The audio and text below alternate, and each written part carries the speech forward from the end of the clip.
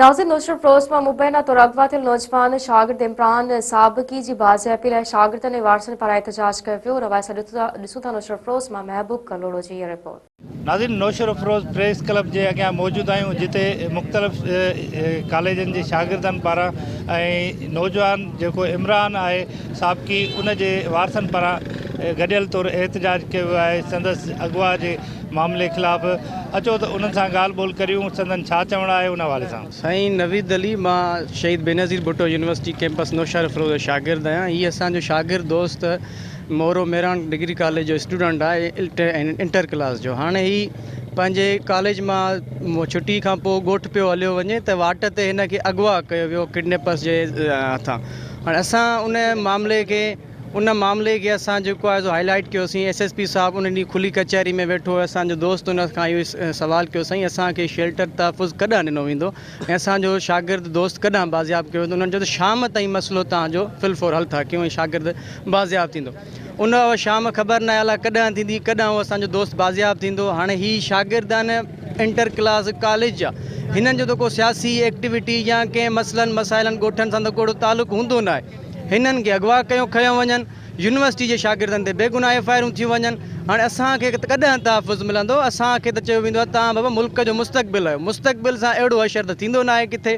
हाणे कंहिं हुकूमती धड़े जे माण्हू जी MP MA जी कंहिं जागीरदार वॾेरे भोतार जी चोरी थियो वञे त उहा हिकु ज़िले खां हिकु सूबे खां ॿिए सूबे मां रिकवर थिए ऐं चोर बि लधा वञनि ऐं कहिड़े अरेस्ट बि कया वञनि ऐं उहो असांजी सिंध पुलिस पई करे ऐं नौशहर फिरोज़ जो SSP साहब ऐं उनजी टीम पई करे त जंहिंखे पंजाब जी पुलिस किडनैप अरेस्ट करण में नाकाम हुई आहे। नौशहर फिरोज़ ऐं सिंध जी पुलिस कई आहे। त असांजो हिकिड़ो मासूम ॿारु आहे इंटर क्लास जो शागिर्द आहे, उहो हिननि खां बाज़ियाब न पियो थिए।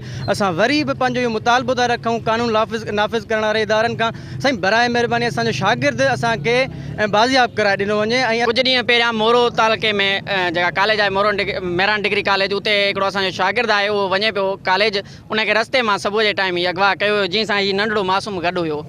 उनखे अॼु 6 ॾींहं आहे। उन ॾींहुं खुली कचहरी ठही हुई। खुली कचहरी में मूं इहो ई सवाल उथारियो हुयो त सर आख़िर शागिर्दनि सां एॾो ज़ुल्म छो? जेको शागिर्द अगवा कयो वियो आहे उहो हींअर ताईं बाज़ियाब छो न आहे थियो? त उन में मूंखे SSP साहब ॿिनि लफ़्ज़नि में जवाबु इहो ॾिनो हुयो त शाम ताईं तव्हांजो मसइलो इनशाला हल थी वेंदो। पर उहा शाम अञा ताईं त जेका आहे न आहे ठही, ख़बर न आहे पोइ अलाए कॾहिं थींदी। नथा चऊं त SSP साहब कमु सफ़ा नथो करे। SSP साहब कमु करे थो, अमली कम बि करे थो, पर अञा उहे कम अमली कोन थो करे जेको माना जीअं कमनि जे करे उहो छोकिरो बाज़ियाब थी वञे।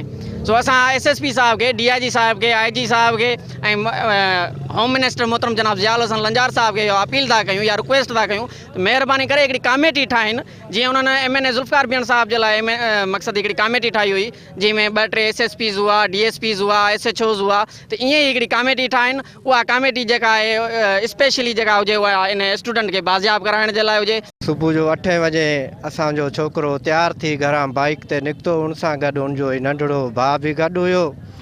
1-1.5 किलोमीटर अॻिते विया जेॾीमहिल उते 3 ॼणा बीठा हुया हिननि खां अॻु में ई। हिन ते गन रखी करे हिन छोकिरे खे लाथऊं, हुनखे मोटरसाइकिल जे विच ते विहारे मथां कपिड़ो ॾेई करे खणी अगवा करे हलिया विया। 6 ॾींहं गुज़रिया आहिनि हिन वाक़े खे। असां वटि अॼु ॾींहं ताईं को बि सियासी लीडर न पहुतो आहे, MNA या MPA असांजे ॾुख में को बि शरीक न थियो आहे। पुलिस भरपूर कोशिशि करे पई, ईअं न त न पई करे, पर असांखे अञा बि का रिज़ल्ट अहिड़ी साम्हूं न आई आहे। अच्छा, का ज़ाती दुश्मनी त न आहे का? न साईं, का बि ज़ाती दुश्मनी कान्हे। तरह आहे जेको अगवा थियल इमरान अली साहब की 9 तारीख़ 8:20 ते अगवा थियो आहे। अॼु उनखे 6 ॾींहं असांजे घर में क्रोध ऐं रोज़ राड़ो लॻो पिया। हींअर ताईं का बि असांखे रिपोर्ट न मिली आहे त असांजो भाउ किथे आहे, कहिड़ी जॻह ते न आहे। अच्छा, पुलिस छा थी करे हींअर ताईं पुलिस असांखे आसिरे में रखी आई आहे। अञा ताईं का बि अहिड़ी ॻाल्हि कान कई अथसि त तव्हांजो भाउ हिन ॾींहं ते मिलंदो या हिन ॾींहं ते। अच्छा, का दुश्मनी त न आहे साईं? न सर, असांजी कंहिं सां बि दुश्मनी कान्हे का। असां अमन परस्त माण्हू आहियूं। असां ग़रीब शरीफ़ पघर जो पूरो करण वारा आहियूं। अच्छा, छा मुतालबो आहे तव्हांजो?